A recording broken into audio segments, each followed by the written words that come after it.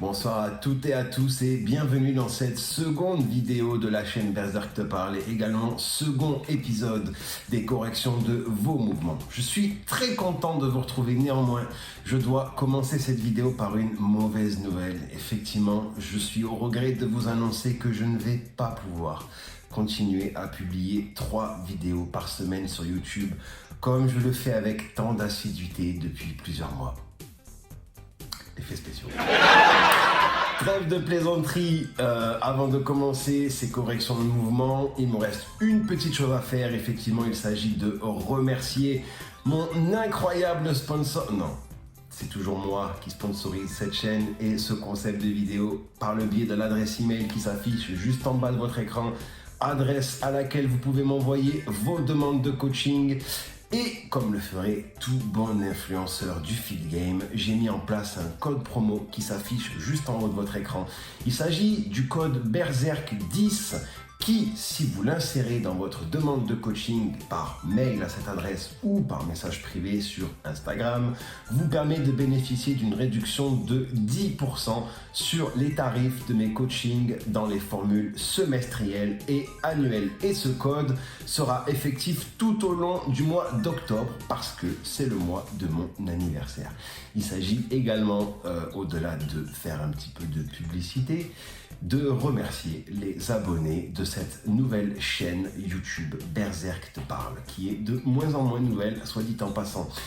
Trêve de mondanité et de modalité, on va pouvoir commencer les corrections de vos mouvements. On en a 3 et c'est vous qui me les avez envoyés. C'est parti!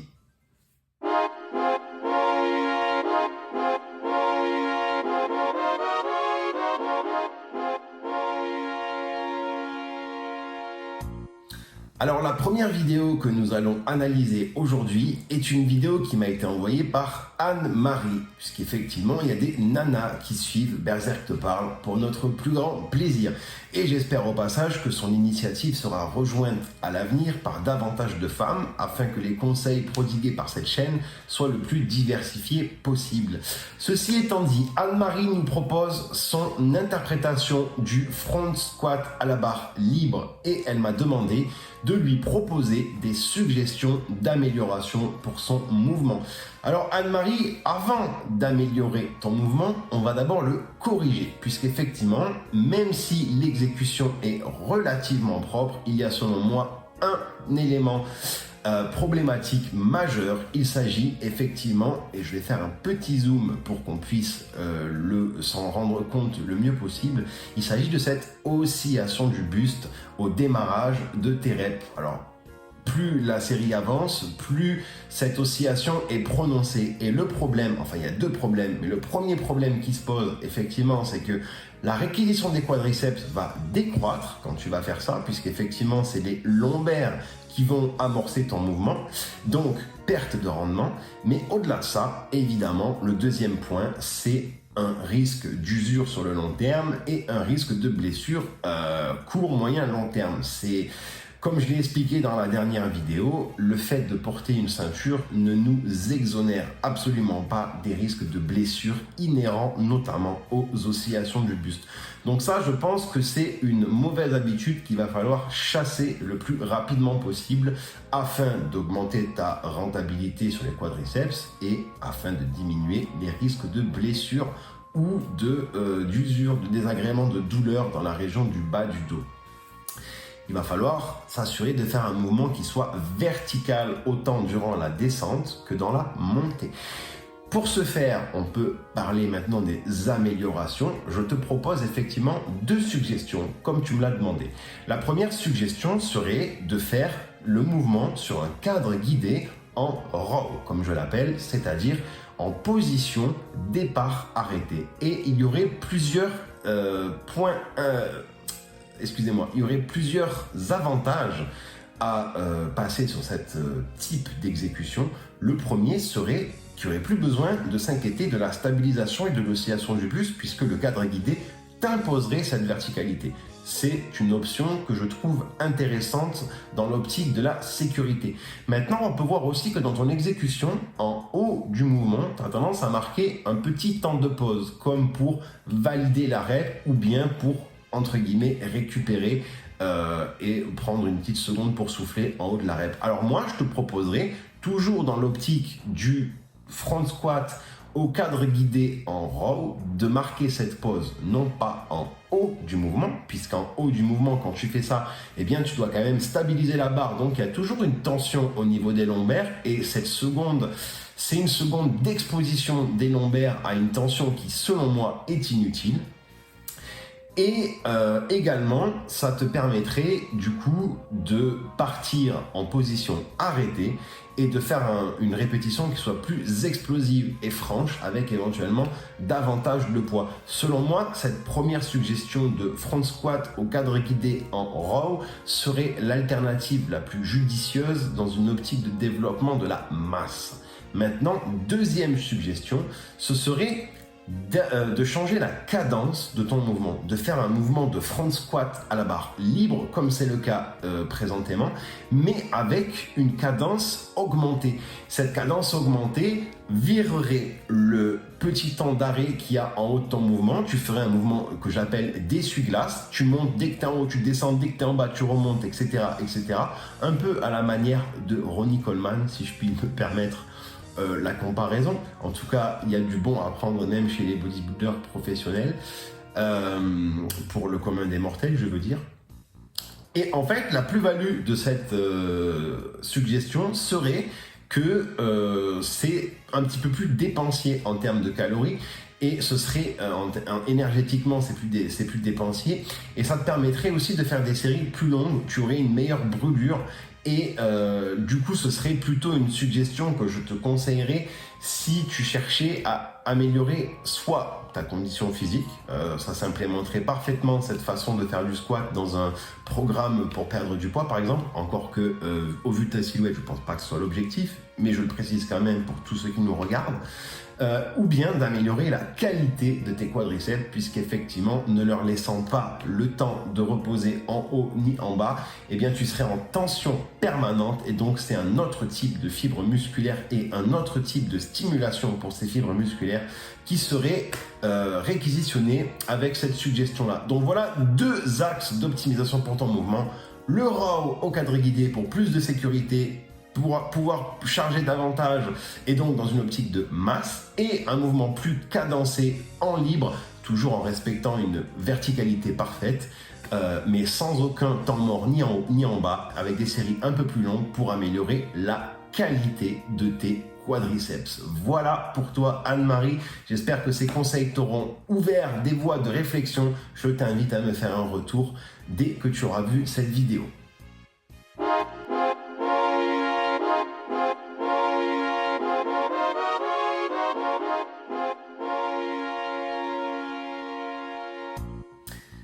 Le second exercice que nous allons analyser et corriger ensemble nous a été envoyé par Julien, et il nous propose son interprétation du curl alterné avec haltère et rotation du poignet.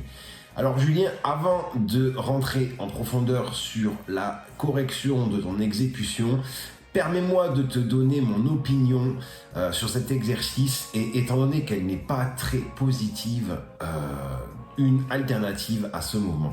Je vais d'abord m'expliquer pourquoi je ne suis pas très favorable à l'emploi de cet exercice.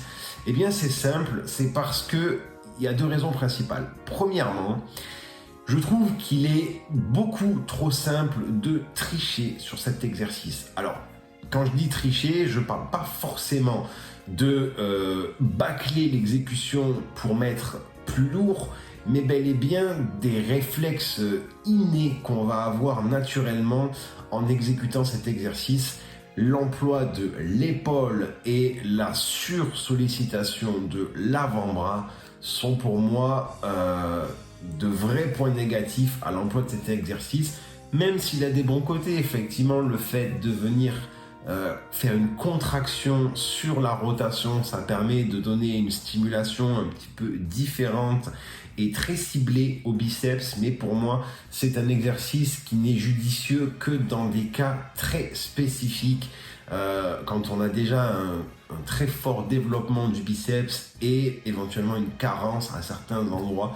Mais dans le même temps, je trouve que la rotation du poignet avec une charge, pour moi, c'est un facteur aggravant de blessure et d'usure. Je ne suis absolument pas favorable à l'emploi de cet exercice. Je le mets très rarement dans mes coachings. J'ai même pas le souvenir de l'avoir fait récemment.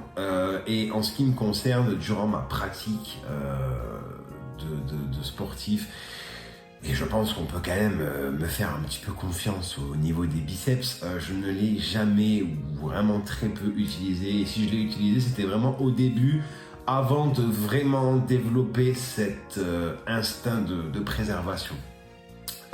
Effectivement, le coude est sujet, l'intérieur du coude est sujet à un très gros stress pendant la rotation, surtout avec des charges lourdes. C'est pour moi l'un des meilleurs moyens de finir avec une tendinite si on exécute mal cet exercice.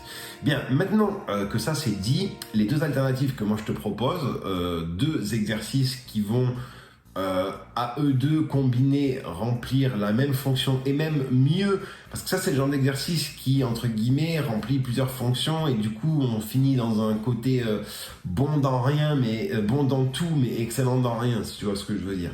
Et du coup je préfère faire deux exercices qui vont être excellents dans leur rôle et qui du coup combinés apportent une vraie complémentarité et un travail global du biceps. Ces deux exercices sont le curl marteau, puisqu'effectivement ton mouvement commence en pronosupination, c'est-à-dire en prise marteau, et le deuxième serait le curl incliné, puisque là on serait dans un travail beaucoup plus léger, mais en supination permanente. Et donc on pourrait travailler les deux axes, le curl marteau pour l'épaisseur de face, entre guillemets, on va faire de la vulgarisation, et le curl incliné plus pour la partie externe du biceps et dans ce travail avec une plus grande amplitude et encore une fois plus léger.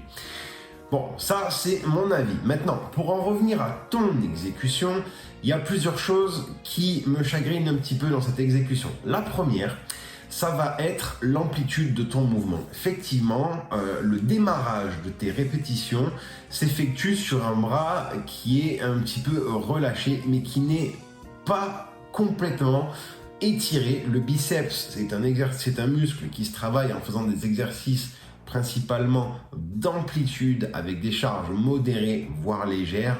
Il y a quelques rares exceptions qui nous permettent de charger en toute sécurité, mais j'y reviendrai dans des vidéos ultérieures. Là, en l'occurrence, ce qui serait optimal, ce serait de faire un démarrage sur un bras totalement tendu. Et ce n'est pas le cas. Ça permettrait de profiter d'une meilleure amplitude et donc d'une réquisition accrue des fibres musculaires.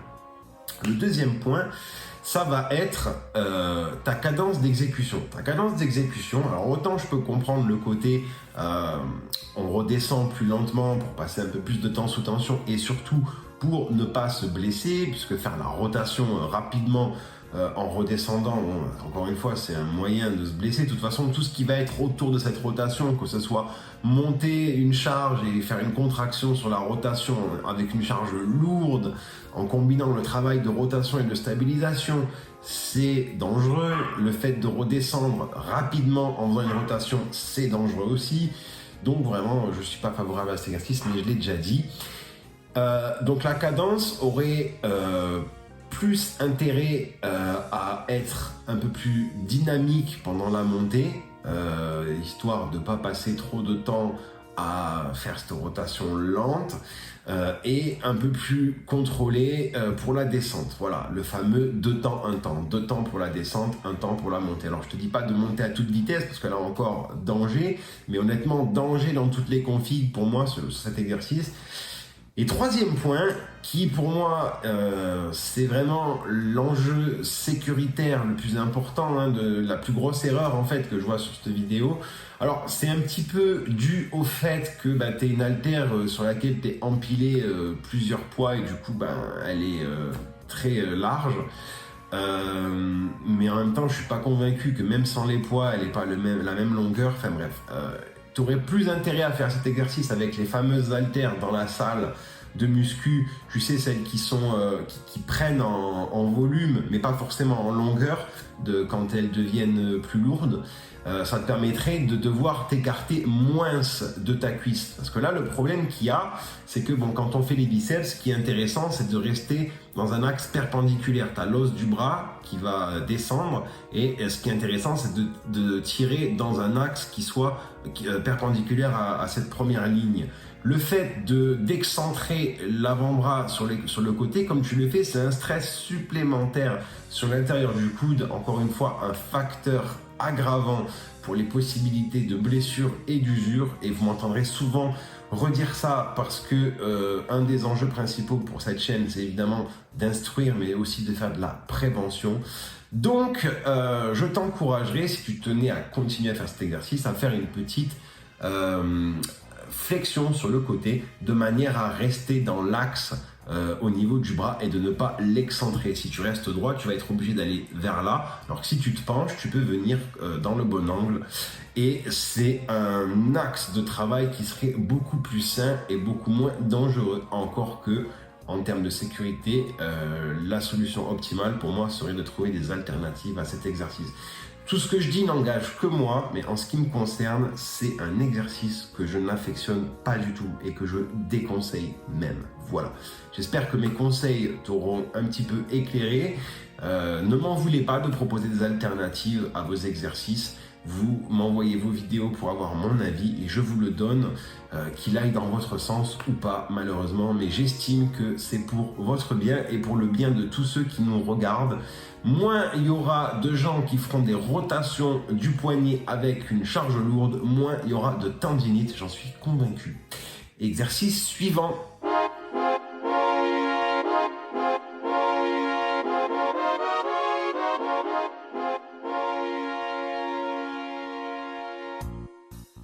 Le troisième et dernier exercice sur lequel nous allons nous pencher dans cet épisode est un exercice qui m'a été envoyé par Jessie. Jessie qui nous propose son interprétation du pullover à la pulley haute avec une prise large. Alors, c'est un choix d'exercice relativement atypique, je dirais même typiquement bodybuilder, mais qui selon moi n'a de réel intérêt, n'est un choix judicieux que dans certains cas très spécifiques. Et pour en citer un, par exemple, je dirais en période de pré-compétition, dans l'optique de venir, entre guillemets, creuser le bas du dos, travailler l'insertion dorsale que on appelle dans le jargon le sapin de Noël. Mais pour autant, Jessie ne m'apparaît pas, je me trompe peut-être, comme étant à quelques semaines d'une compétition. Et un autre facteur qui me fait penser que on n'est pas dans quelque chose d'optimisé, c'est la charge.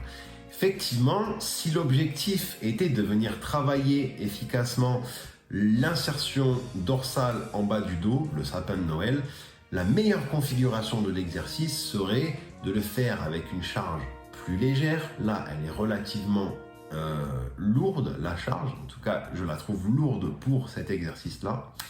Et la deuxième chose serait d'augmenter significativement le nombre de répétitions de ta série.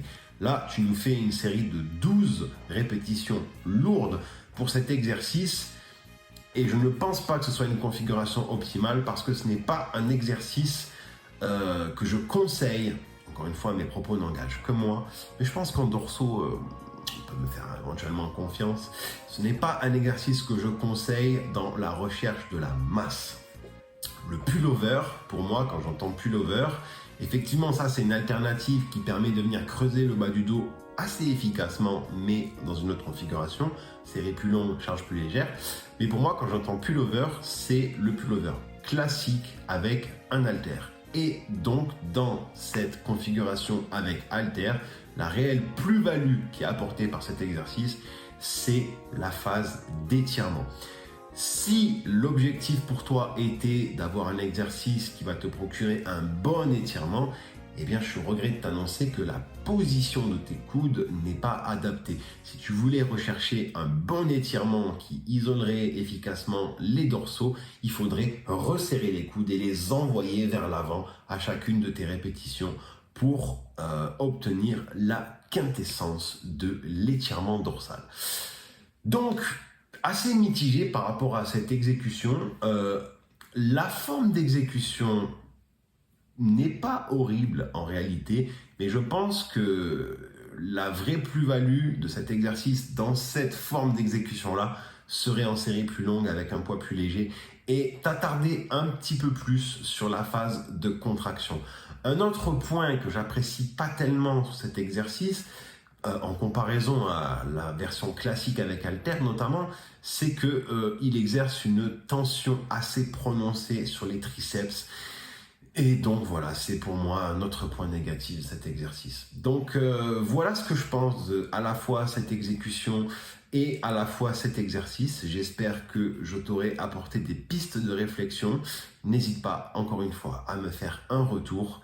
Et c'est de cette manière-là que nous allons conclure la troisième et dernière exécution de mouvement de ce second épisode de correction de mouvement. J'ai beaucoup répété le mot mouvement. Cette vidéo touche à sa fin, je vous remercie de l'avoir suivi, je remercie également les personnes qui ont participé et si vous aussi vous souhaitez avoir une analyse, une correction, une optimisation ou des solutions alternatives pour un mouvement, n'hésitez pas à m'envoyer une vidéo sur Instagram au format paysage et vous passerez dans les prochains épisodes.